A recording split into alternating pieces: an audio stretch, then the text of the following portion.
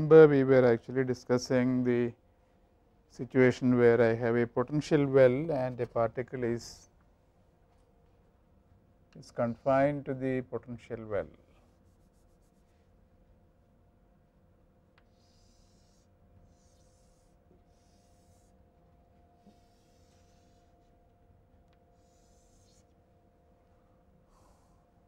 And it is taken to be, the potential well is taken to be located between minus A and plus A, and in that region it has a depth of minus V0, and the origin is taken to be at this point, which is x is equal to 0.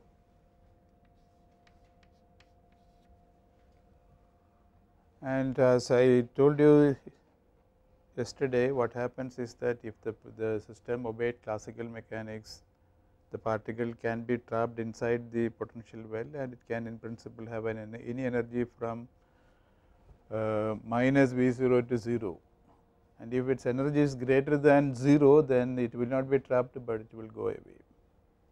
That is how the system was.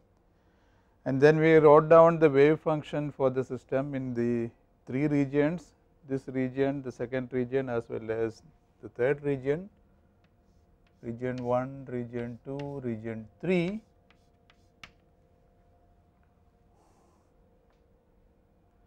And in this region we wrote the wave function as B1 e to the power of kappa x. These are things that we have already done.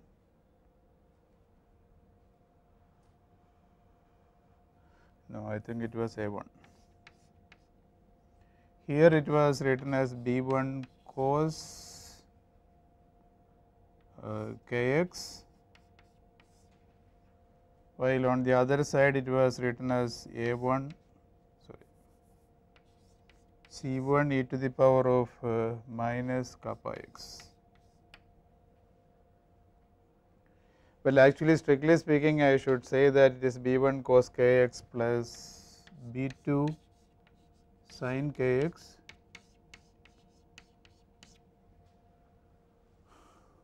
but then we said that okay, because the potential is symmetric,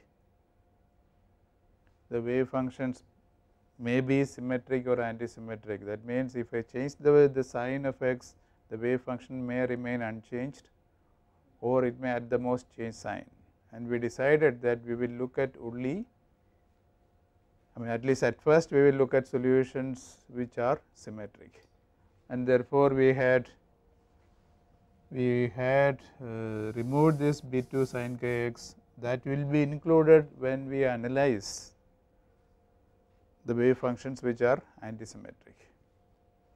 So, then we also said that the wave functions have to be continuous, a wave function has to be continuous everywhere, and not only that, the derivative of the wave function also has to be continuous.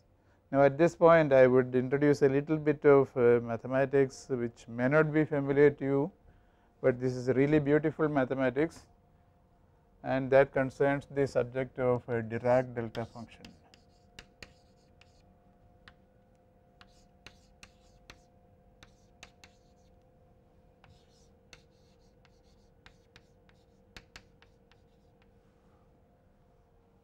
Now, I am sure you would be familiar with a function like e to the power of minus x square.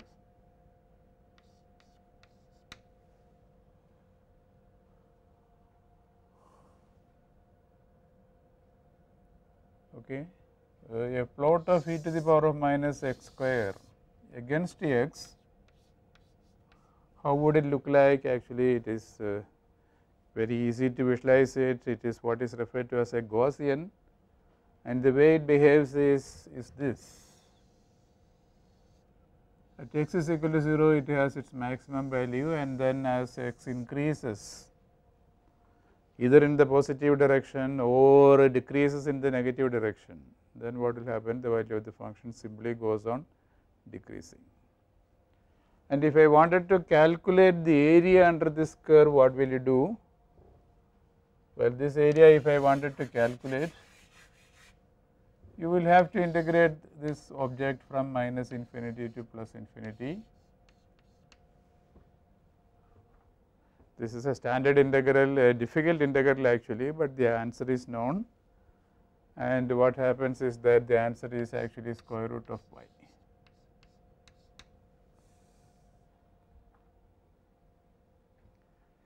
Okay. This is a very well known integral, it can be evaluated, and therefore, if I had thought of instead of e to the power of minus x square, I suppose I had thought of e to the power of minus x square by square root of pi. Okay. What will happen is that this function, if I plotted instead of e to the power of minus x square, if I plotted that function, of what is going to happen is that the height of the function will look exactly the same, but the actual area under the function would be how much? It will be equal to unity. Okay. So, let me imagine this is this plot itself is in such a fashion that I am plotting e to the power of minus x square by root pi. So, that this entire area, let me now say it is equal to 1, the total area. Okay. And now suppose I say, okay, I am going to modify this function a little bit. What I want to do is I want to say, okay, e to the power of minus a x square, right, and I am going to multiply it by, well, if I multiply this by 1 by square root of pi, the area under the curve will not be unity, but if I multiplied it by square root of a by pi, then what will happen is that the area under the curve will still be unity. So, you can easily show that. That means, if you integrated this,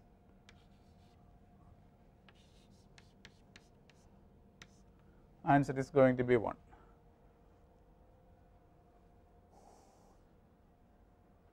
So, suppose I now say, okay, I have this function square root of a by pi into e to the power of minus a x square. If a is equal to 1, it would have this appearance, okay, it would have this appearance, but suppose a is equal to 5, what would be the appearance of the function? If a is equal to 5, you can see two things happening. One, first of all, you will have a square root of a there. So, if you put a is equal to 5, this is getting multiplied by square root of 5, correct. That means, the value of the function at the origin actually has increased by square root of 5 at the origin. At the origin, you see x is 0. So, therefore, what has happened is that the height of the function at the origin has increased, but the area under the curve is still 1, and that obviously means that the width of this function has decreased, right. So, if you think of a being 5, what would happen is that you would get another curve which would look like this. Its width has decreased, but its height has increased in such a fashion that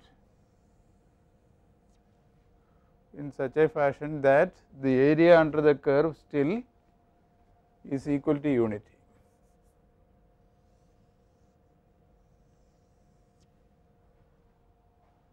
So, suppose I increase the value of a further 5 to maybe 25, what would happen? The function will become very narrow, but its height will be very large. Still the area under the curve will be unity, it will be the same, the area is not going to change. So, what I want to do is I imagine that this a becomes infinitely large, then what will happen? The function will have infinite height at the origin, and its width will be extremely small. So, it will be just a spike, okay, and that function is the one that is referred to as the Dirac delta function. So, how will I define Dirac delta function? I will say delta of x is equal to limit, I have to take the limit where a, this number a approaches what value? It has to approach the value infinity.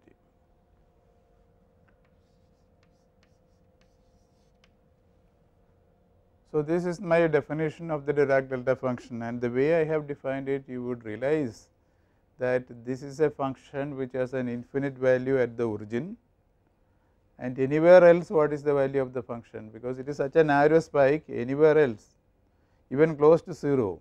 If you have a point close to 0, but not 0, then what will happen? The function will be having a negligible or a small or a value which is very small, in fact 0. Right. So, another way of defining the same function is to say that okay, delta x is equal to infinity if x is equal to 0, and if x is not equal to 0, what will happen? Even at very points very close to x is equal to 0, what would happen is that the function is extremely narrow, because I am taking the limit here tending to infinity. So, what will happen is that if x is not equal to 0, the function will actually have the value 0. Okay. So, that is another way of defining the function, but not only that, you can also notice that integral of delta x dx from minus infinity to plus infinity must be equal to, it has to be equal to unity. The area under this curve is always unity irrespective of what the value of a is. Even if a is extremely large, the area is still equal to unity. So, therefore, this has to be obeyed. So, this is a rather peculiar function. I mean, when you think about it physically, there is nothing to this function actually. It has a value only at one particular point, and that is infinitely large. Everywhere else the function is 0. But this is a mathematically a peculiar function, because this definitely is not a continuous function, as you can see, because as you go along the x axis, what happens, its value is everywhere 0 until you hit the point x is equal to 0, and at that point it has an infinite value, and then when you pass that point, the value of the function is again back to 0. Okay. But now suppose I say okay, I am going to take this function and I am going to integrate it.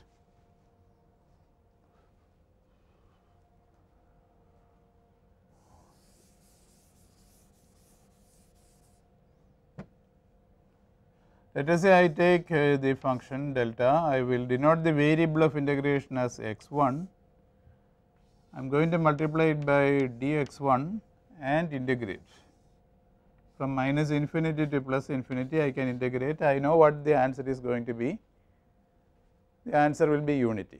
But suppose I now say okay, I am not going to integrate up to plus infinity, but I am going to integrate only up to a variable value which I denote as x, suppose. So, that means you see I have this very narrow, very peaked function, that is my function. To represent it physically, this is my function, it is located at x is at 0, it is located at 0, and what you are doing is you are doing an integration from minus infinity up to this particular point, up to that point, let us say. What will be the answer? Everywhere, you see, everywhere in the range of integration the function is 0, so the integral will also be 0. Correct. So, up to even if you are very close to 0, even if this x is very close to 0, what will happen? The answer will still be 0. But suppose x was on the other side of 0, right? Suppose x was here, just on the other side of the peak, what will happen is that the answer will be equal to unity, right. Now, the function will be 0, but the integral, because when you are integrating you are actually calculating the area. See, if you have integrated up to this point, the area, total area of under the curve from minus infinity up to there is actually 0. But once you have integrated up to this point, you see that actually encompasses this peak, and because the peak is there, the area of the peak is unity. So, the moment you say that your x is on the other side of 0, the function will the integral will have the value unity. So, therefore, you can say that this is a function. Okay, let me call this function theta of x. What is special about this function? Theta of x is a function such that if x is less than 0, what is its value? It is 0. And if x is greater than 0, what is its value? It is 1, correct? It is unity.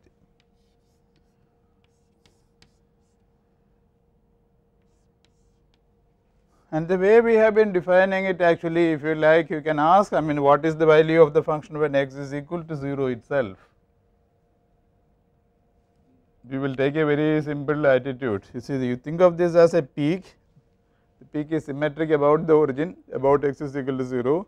So, if you are integrating up to x is equal to 0, what will happen? You would have covered half of the peaked function, and therefore, you will say, okay, if x is equal to 0, then it will have the value half. That is the simplest way in which I can think of this function. And if you made a plot of this function theta of x, what is the appearance that you are going to get?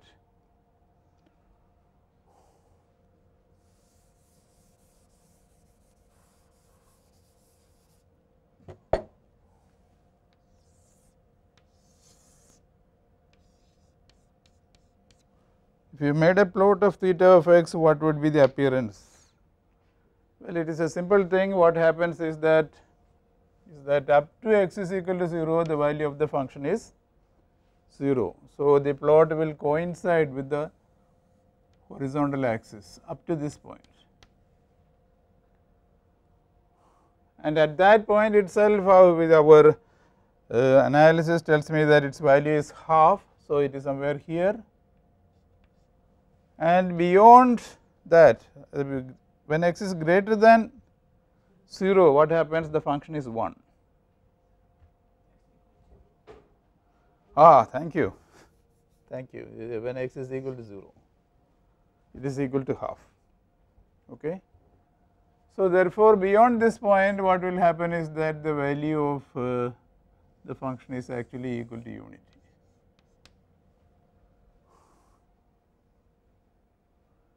Right.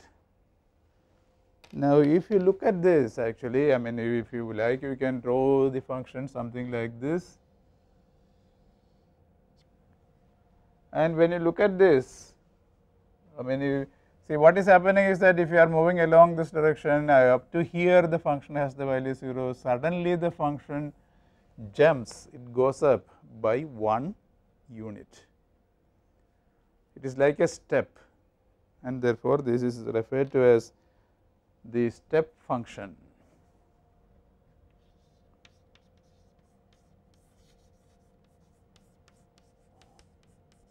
In fact, the height of the step is unity. So, this is referred to as unit step function. You can think of step functions which have different heights if you want. All that you need to do is you just multiply this by, let us say 4, you take this function, multiply it by 4, then the height of the step will be equal to 4. And this was originally introduced by Heaviside.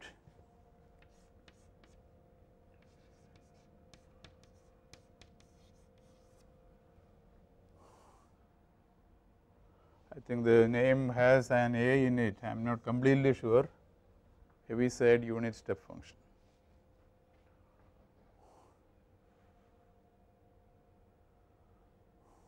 So, you look at this, you see, why did I introduce this function at this point? The answer is that here I have a Dirac delta function which is which has the value infinity. It is a very strange function, its value in this range is 0, its value in that range is 0, at that point alone it has an infinite value, a very ill behaved function. But you look at the integral of that function, it is a step function and it is a discontinuous function. You can see that this function changes discontinuously, right. I can make the argument in the reverse. If I had a discontinuous function, what will happen to the derivative?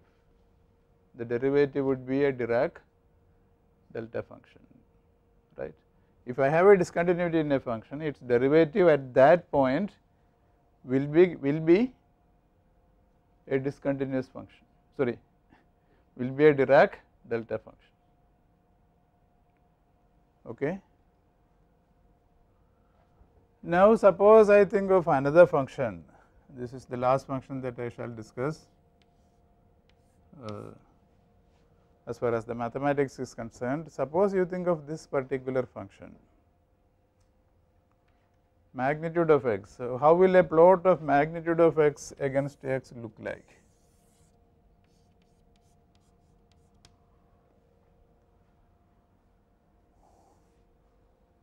It is a simple thing. If x is greater than 0, magnitude of x is x itself. So, if you made a plot, this is the kind of appearance that you are going to get, right. X, magnitude of x plotted against x would be just a straight line like this, but if x is negative, what will happen? The plot will be actually somewhat similar, it will be looking like that, right. Magnitude of x, if you plot against x, for negative values of x, this is the appearance. So, suppose I think of d magnitude of x by dx. Well, again you can take the simple physical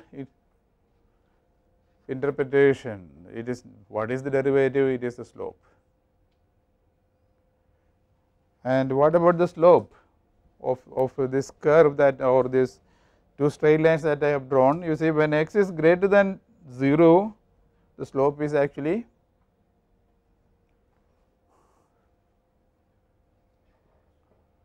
how much? How much will be the slope? Slope is 1, right. So, therefore, if x is greater than 0, this is actually 1, and if x is less than 0, what is the value of the function? Again you look at the straight line, you see, if you look at this straight line, you would realize that this has a negative slope. In fact, the slope is minus 1, this slope is minus 1. So, therefore, what happens is that if x is less than 0, the answer is going to be equal to minus 1. Okay. So, what is this this derivative? This derivative is an interesting function which has the value plus 1 if x is greater than 0, while it has the value minus 1 if x is less than 0. So, if I made a plot of this function, this new function, okay, how will it look like?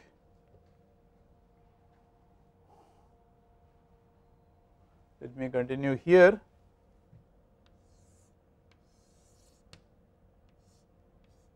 X along the horizontal axis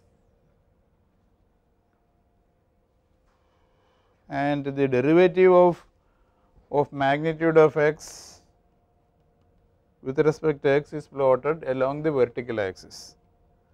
And obviously, what happens is that if x is less than 0, the answer is minus 1, that is the plot, and if x is equal to plus 1, sorry, if x is positive, what will happen? The value has, the function has the value plus 1.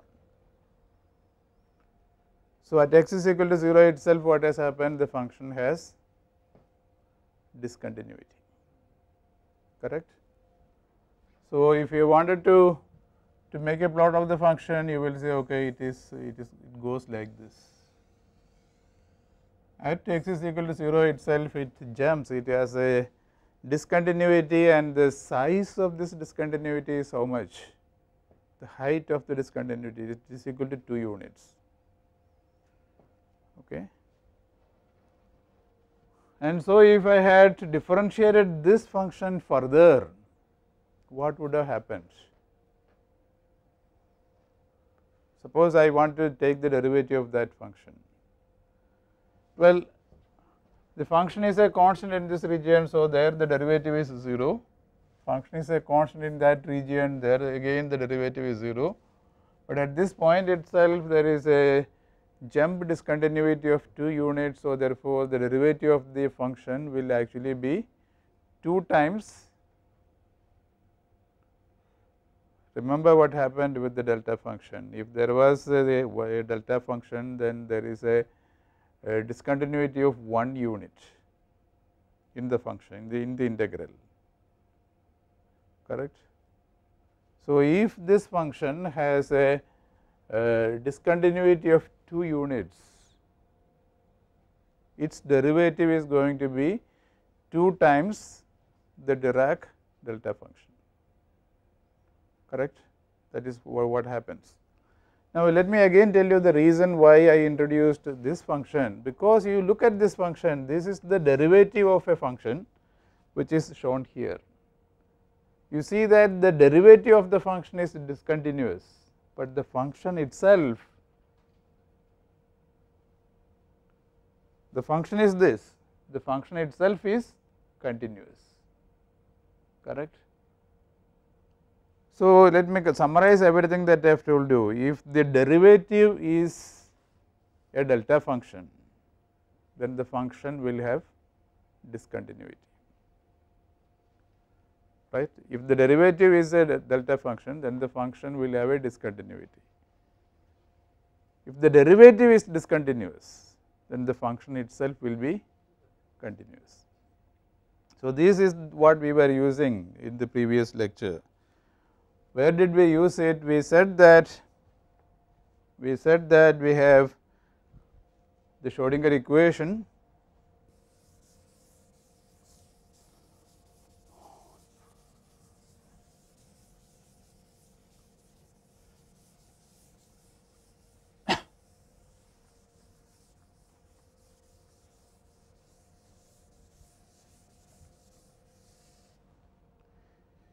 we said that we have the Schrodinger equation which may be written as what was the equation, d square psi by dx square is equal to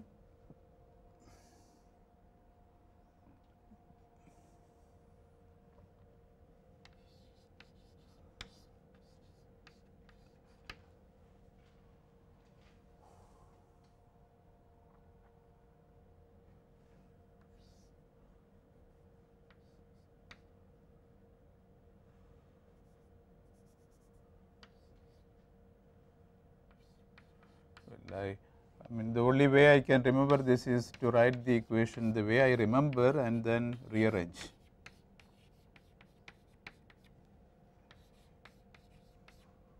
That is the equation. So, if I rearrange that, what will I get for d square psi by dx square?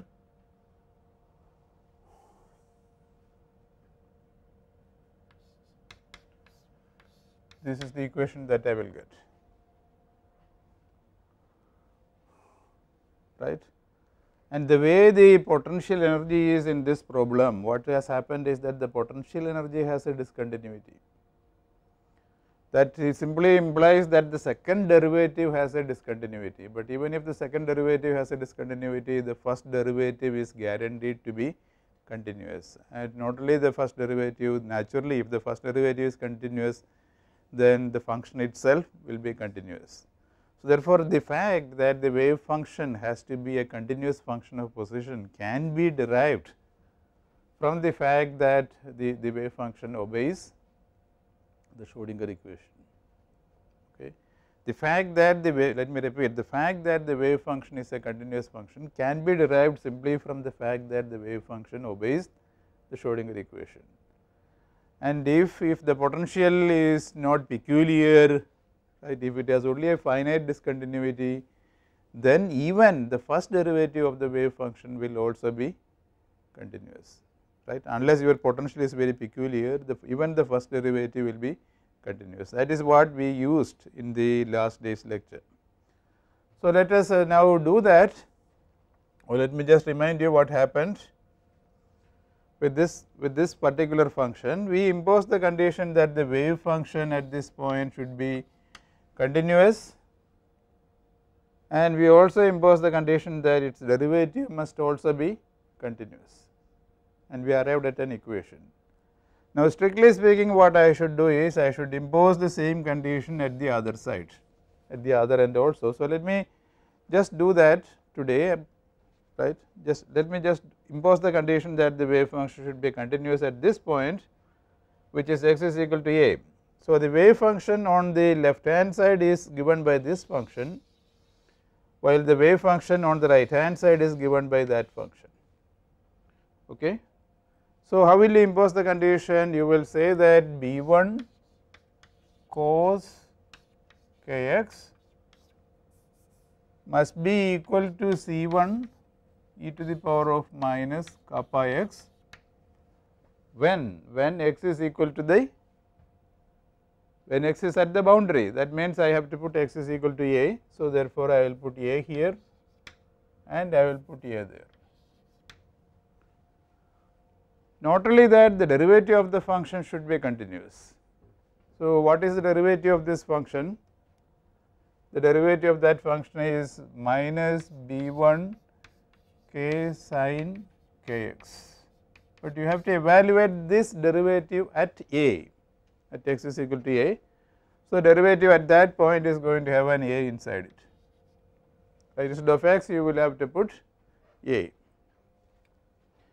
And then what is the derivative of this function? The derivative is actually minus kappa c1 e to the power of minus kappa x, but you then have to put x is equal to a. So, you are going to get a here and these two have to be equal.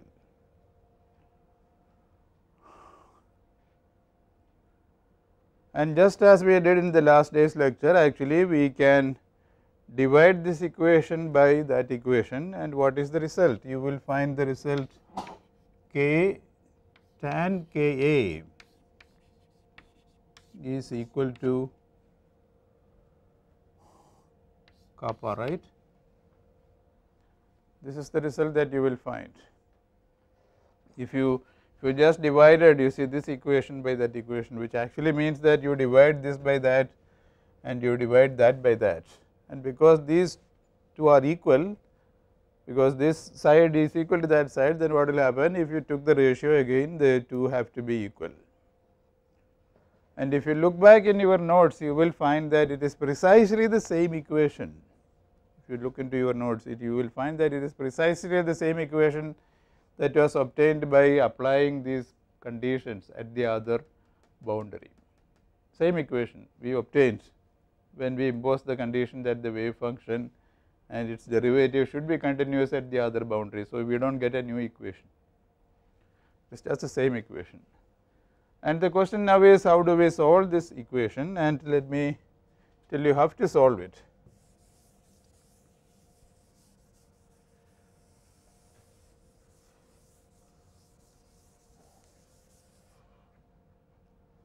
Well, let me remind you of the definitions of k and kappa. Kappa was defined to be 2m epsilon by h cross square, correct me if I make a mistake, and k was defined to be 2m, oh well, there is a mistake already, this is kappa square, and k square is 2m v0 minus epsilon divided by h cross square. Right, this is from the previous day. Again, what was epsilon? Again, let me remind you, I am imagining that the particle has an energy which is that much, right. It is less, the energy of the particle I am assuming is less than 0, and this height I have taken to be epsilon, so that the energy of the particle is equal to minus epsilon, right, that was the notation.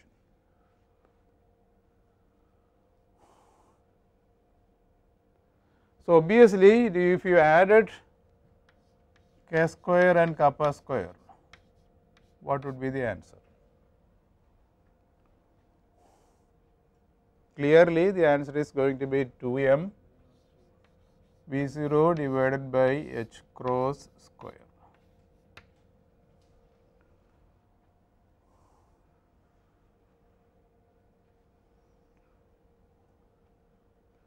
That obviously implies that I can write kappa in terms of k. Kappa must be equal to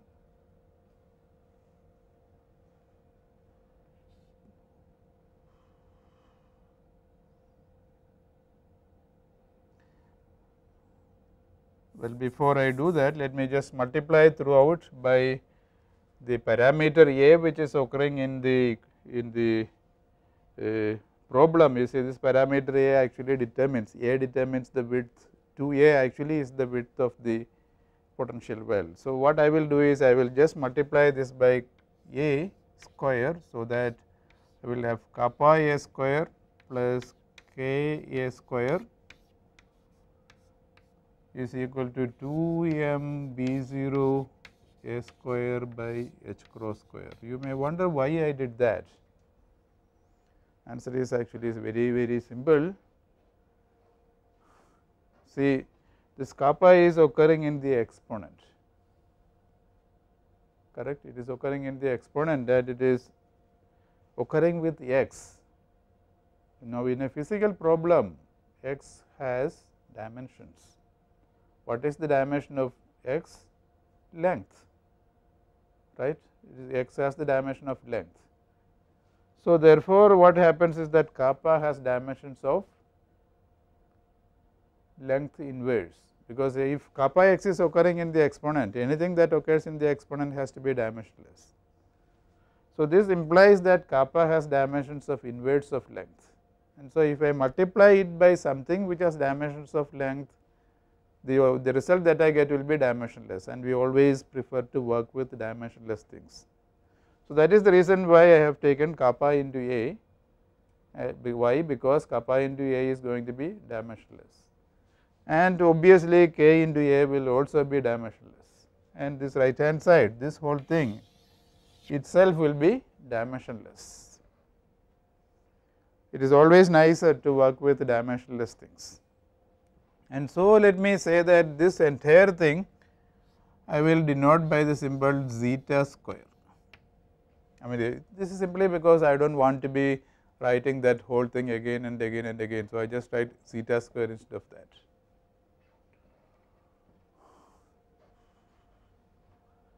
So, that means actually I can write kappa into a as zeta square minus k a the whole square with a square root sign.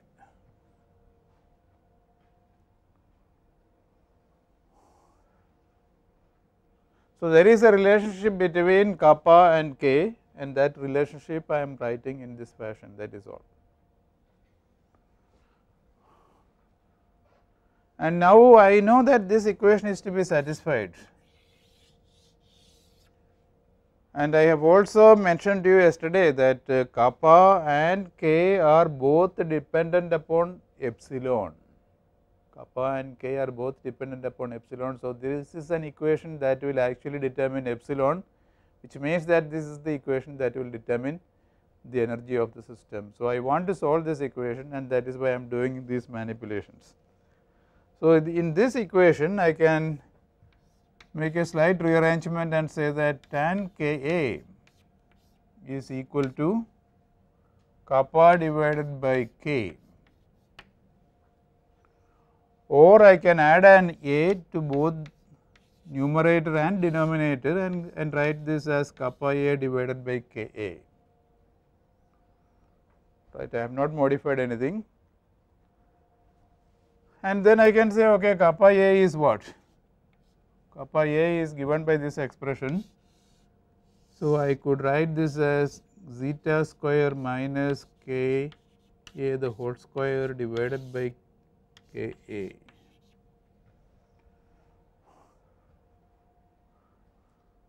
Now, it does look a little bit complex, but what is the answer that I get? I get the answer that tan K A has to be equal to that.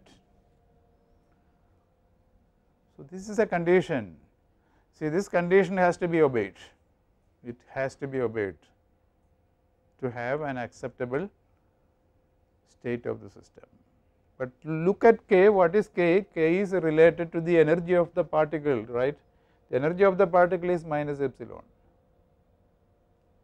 So, only K which satisfies this condition are allowed, and that implies that only those values of E which correspond to that K are allowed. Only those values of E which satisfy, right, only those values of E which lead to a K which satisfy this equation are the ones which are allowed. So, therefore, what should I do? I have to find K in such a fashion that this equation is obeyed, and once I get that value of K, what will I do? I will put that value of K here and evaluate the energy of the system. So, this is the procedure, and unfortunately, you see this equation is a little bit complex, but we can actually find solutions in a fairly simple fashion. We cannot find analytic solutions, unfortunately. So, we have to resort to what is referred to as a graphical procedure for solving this equation. So, how do you solve this equation? And this again is a very interesting thing. See, you have on the left hand side you have a function, on the right hand side you have a function. Both are functions of K, and I want to find the solution. So, how will I do that? The answer is I will make a plot of the left hand side, right, against K. I will also make a plot of the right hand side against K. Let us see what the results are. So, the left hand side I will draw with some color.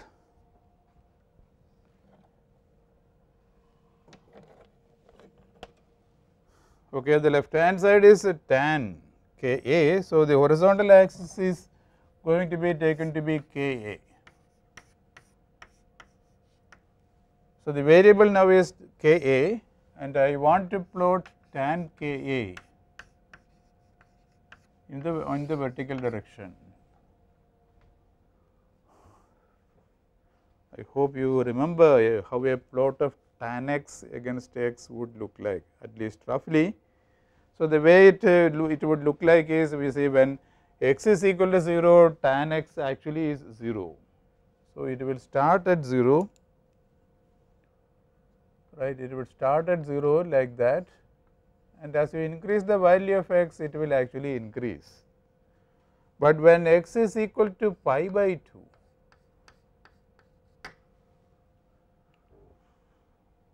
right, tan x, well, instead of K A I am just saying x. So, tan x when x is equal to pi by 2, what is its value? It is infinitely large. So, therefore, the plot would look like this.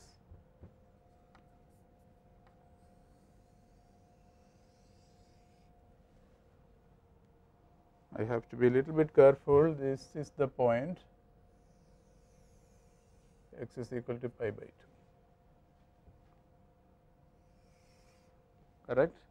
But what about the plot beyond this point? Well, it is interesting that the plot starts at minus infinity, something like that, and then it goes to 0 here, and then it goes to plus infinity again, and that will happen, this next infinity will happen when x is equal to 3 pi by 2. And again the plot will continue,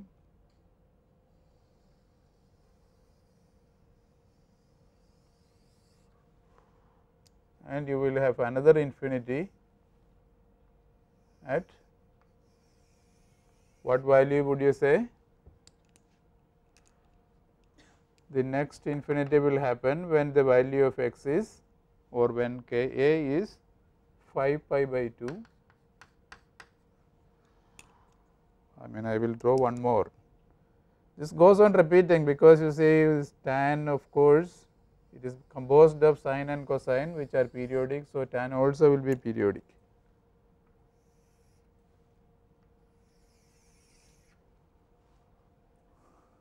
Correct. And not only that, these points, what is this point? It is actually pi. This is pi and this point will be 2 pi, this will be 3 pi and so on. So, that is the appearance. You see the green curve is the appearance of the function tan. Now, what would be the appearance of the right hand side if I made a plot of it? This function, what is the function? You have a constant. I mean, if you want to get an idea, I can say this is something like, this is a constant. So, maybe I will say 4, this is the variable x, let me say, so 4 minus x square, it is of this form 4 minus x square divided by x with the square root on top. This is the kind of function that you have to think of plotting. Obviously, you see the function is imaginary if x is greater than 2, right. So, we will worry only about the region where x is less than 2. Okay. So, and further when x is close to 0, what will happen to this function? It is going to be infinitely large. So, as a result, what will happen is that when I am going to make the plot here, when you are very close to the origin, the value of the function is very large. So, it starts at infinity, then as you go on increasing the value of x, what will happen? This function will actually, if you think about it, you would realize that it will decrease.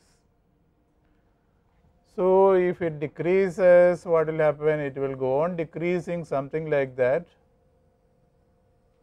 and then what will happen is that finally when k into a is equal to zeta, the function will become 0, and beyond that the function is imaginary, correct.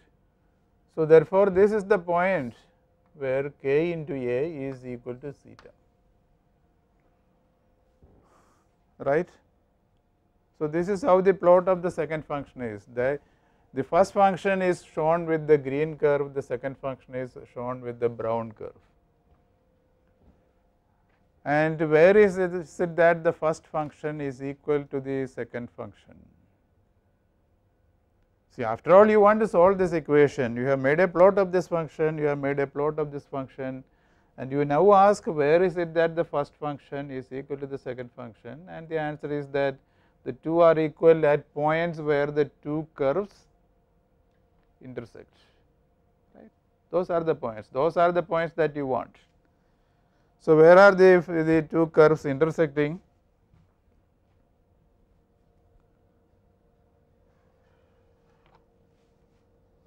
I did have yellow color somewhere.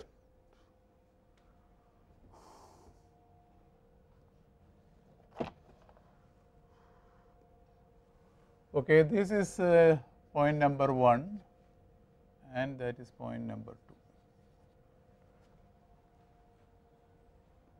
So, how many solutions would I have if this is the way the two curves were? The answer is that there are only 2 values of k. The first value is given by this point, which actually means this corresponds to a k value which is somewhere here. This is the corresponding k value.